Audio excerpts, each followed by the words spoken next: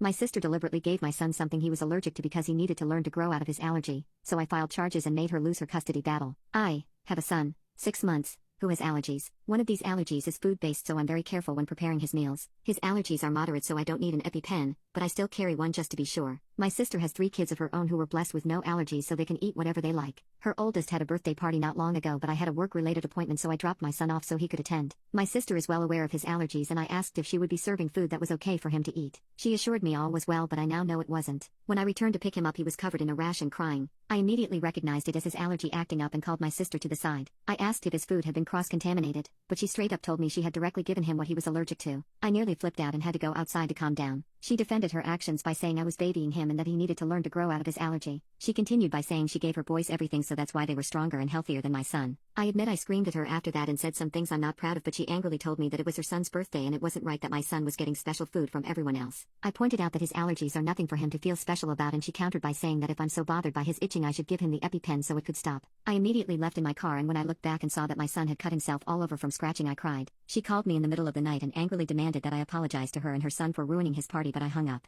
Am I the a-hole? Update. I decided to press charges against my sister. My son has an egg allergy, so I felt at fault for taking him to a party with pastries, but I got a lot of encouraging words, so I know I'm not at fault. I don't want to go into full details, but the reason I didn't report what she did was because she is in a custody battle with her husband for her kids, and I didn't want this to be another reason against her. However, I can't ignore it any longer, and although I don't want her to lose her kids, I have to protect mine. She did this to herself, and luckily my son seems fine right now, but I'll take him by the pediatrician later if I see any changes.